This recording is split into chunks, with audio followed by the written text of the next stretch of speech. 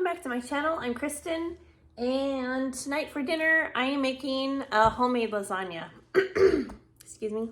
This is one of my family's favorite winter meals, and I wanted to make it again before winter is over. I mean, you know, we still have a while, but anyway, I do have another video of me making homemade lasagna.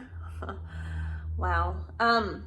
Which I can link for you, but this one is going to be better. And the other one I did, I put cottage cheese in it instead of homemade ricotta, and I love homemade ricotta. It is so good. If you haven't made it before, I highly recommend that you make it.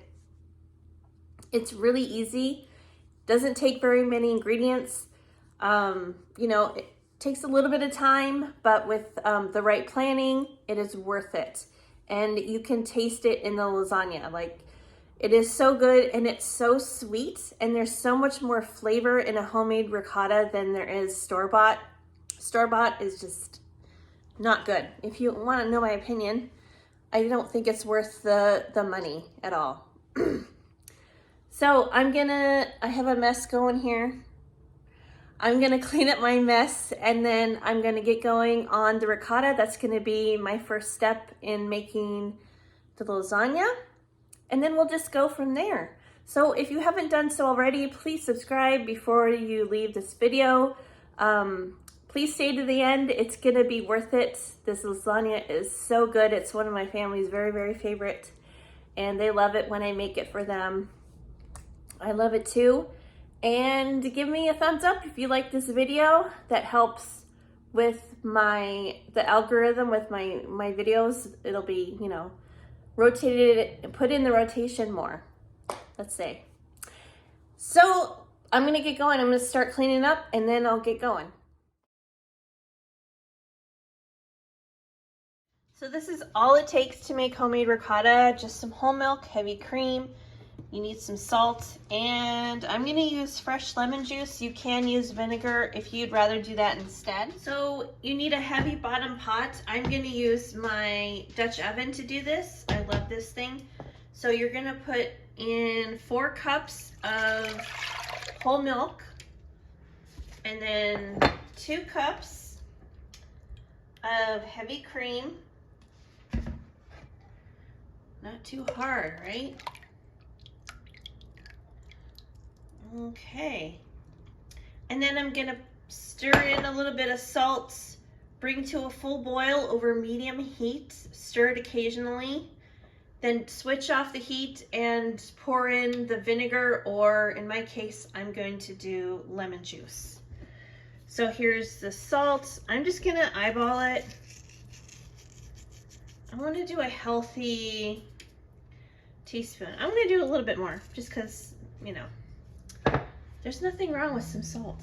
So I'm gonna put the lid on and just kind of let it do its thing. I'll crack it a little bit just to make sure, you know, we don't get too hot. And then I'll stir it every once in a while, and then I'll be back to finish it up. Okay, so we're not quite to a full boil, but I mean, we're getting close. Just this a little bit. We're almost there to adding the acid. Okay, so as you can see, we are up to a full boil. So it is now time, oh gosh, sorry. Woo, it's time for the lemon juice. So I'm just gonna put this little sieve to catch the seeds, and I'm gonna squeeze in my lemon juice. This lemon isn't that big, so I'm gonna juice this whole lemon. It'll be fine. I just really like kind of the extra tartness that the lemon juice provides. I mean, vinegar is fine too. It's fine. I'm gonna turn my heat all the way off. Just like that. Okay, now I'm gonna stir the lemon juice in. And then see, it's already happening. It's already starting to separate the curds from the whey. The whey is the watery part, and the curds are the, curds, you know. So yeah. So then when it's done, I'm gonna zoom you in a little bit. When it's done, you'll see like a kind of a layer of water on top. And that's how you'll know it's all done. And then I'll show you how I strain the water off of the cheese. Okay, so it's all ready to go. It's all separated and it's ready to be strained. So over a large bowl, I have this big bowl here, put a sieve. It's just from the lemon. That's why it looks like it's got stuff in it. And then you can either waste your money on cheesecloth or just use an old kitchen towel. That's clean, of course. But just put it over your sieve. Make sure you have enough room because it's gonna pull the towel in a little bit in as you pour it in. And then just pour it in and let it drain. All the liquid will go to the bottom of the bowl, of course, and then you'll be left with ricotta cheese. I really like doing this. It's so good.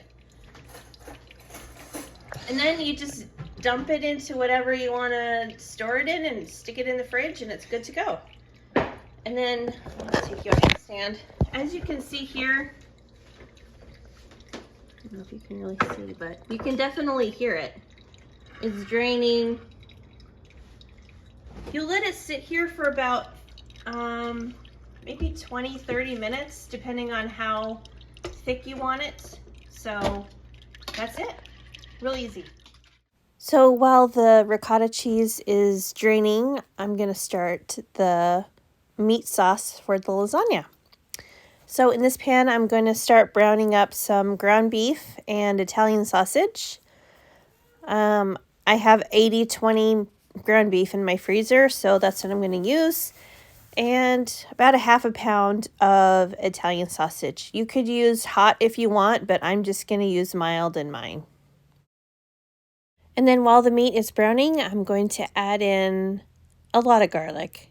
I forgot how many cloves I used, but I like garlic, so I put a lot in. And then season with salt and pepper. Okay, and then I'm going to just kind of break this up and let it start cooking away. Now I'm going to jump back over to my ricotta, and I think it's about done draining. See, we want to leave a little bit of moisture in there. I don't need it super, super dry. So I'm just going to pull up the towel, the sides of the towel, and squeeze out as much of the liquid as I can. But, not too much. Can leave back a little bit.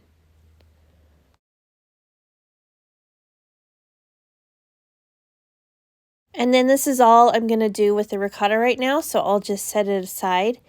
And this is the liquid that drained off it, which is the whey. You can throw it away if you want, or keep it, either way.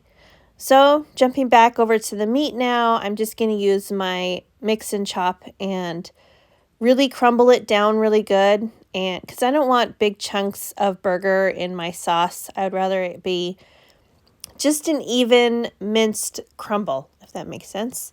So here is the grease that has cooked off it. So I'm just going to get this paper towel. I'll use a couple paper towels and try to soak up as much as I can.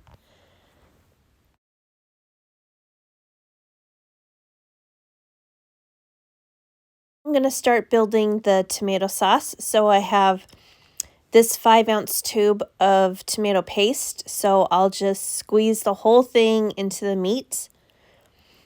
I like using this tube instead of getting tomato paste from a can because whatever you don't use, you can just pop in the fridge just like it is. You don't have to put it into a different container. And then I have this 28-ounce can of crushed tomatoes, so I'll put that in too.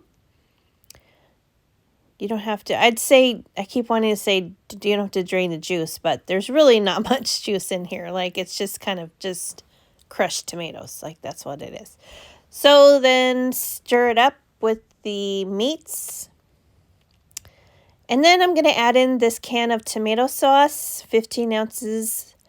I added this in, this not in the recipe, but I just didn't want it to be too dry. And I thought the last lasagna I made was a little bit too dry, and this made a world of difference. As you can see here, it's just the juice, the sauce is looser, and that's what you want, in my opinion. Anyway, so I'm going to season it up with a little bit of pepper, and I think I might put a little garlic salt in here probably. Nope, I lied. Put the lid on and let it simmer away for about 45 minutes.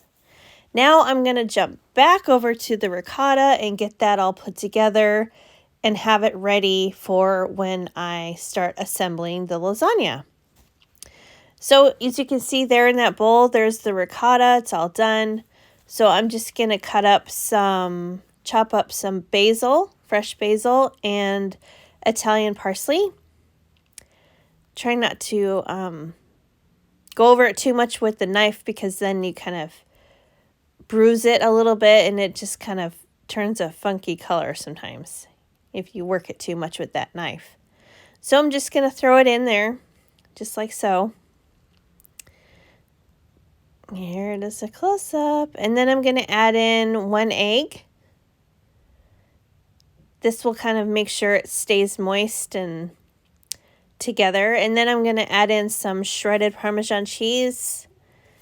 You got to make sure and test your ricotta and make sure you have it seasoned right before you start assembling your lasagna, because ricotta cheese can be a little bit bland. So I like to add in a good amount of garlic salt and pepper, maybe a garlic powder, just to make sure that it's really nicely seasoned. There you go.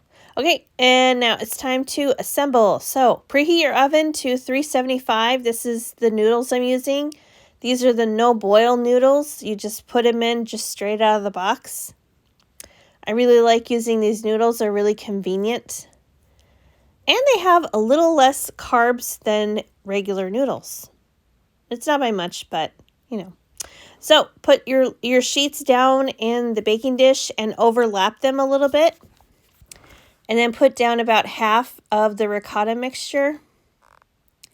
I was referring to a Ree Drummond recipe for lasagna, her simple lasagna, I think it's called. I'll link it in the description box for you if you want to follow a recipe. But I just kind of glanced at it every once in a while. But, you know, you can make it your own, however you like it. Her recipe uses cottage cheese, but I just use ricotta cheese. I can add in a little bit of cottage cheese with it too, but for the most part, I stick to ricotta. And then on top of the ricotta mixture, you're going to add a bunch of mozzarella cheese. You can use the pre-shredded stuff if you want, but I think it's better to just grate it yourself. The texture will end up being a lot better. And then we're going to put on top of the cheese about half of the meat sauce. Smooth that over, and then I will continue on with the next layer. There's just going to be 2 layers all together with the noodles. And this fed my family for no problem. So I'm going to go the opposite way now with the noodles. We went the lengthwise, and so now I'm just going the opposite way with the next layer of noodles. This will help it be more stable after it's cooked, and it'll just stay together better when you go to slice into it. So then add in the rest of the ricotta mixture, the last half of it, and then smooth it over with a spatula. This is a really good recipe to do if you're a beginner cook too, because you know, it's really easy. There's not that many steps to it. It's just a little time consuming because this sauce takes like 45 minutes to simmer before you assemble it, and then cooking time, it's about 30 minutes. So this recipe, you really got to kind of plan ahead and make sure you give yourself enough time. So I put the ricotta mixture, and then you put down the rest of the mozzarella cheese, and then you add on the last of the meat sauce on top of the mozzarella. I used about a pound of mozzarella, a pound block, I believe. And then smooth that over, and then I'm going to put on some more shredded Parmesan cheese, a little bit more Italian parsley. Then this will go in the oven, 375. I just followed the directions on the box for the noodles. I just went by that time. 375 for about 30 minutes. We're just heating it up, making sure everything's nice and melted. Cover it with some foil. Make sure you put some nonstick spray on the underside of the foil. And here it is, all done. I checked it with my thermometer and it was 165. Here's a side view of it. You can see all that fabulous cheese. Oh my gosh. This lasagna is so good. This was right out of the oven too. It stayed together really well. I just really recommend making your own ricotta cheese. You will be so impressed with yourself, and your lasagna will just turn out so much better. It's light and fluffy, and the texture is just so much softer, and the flavor is just, I can't tell you. It's just so much better. You really got to try it yourself, I promise. So I'll link all the recipes for you. I hope you enjoy this video. And I served mine with a Caesar salad and some bread, and it was fabulous. So come back for more recipes next week.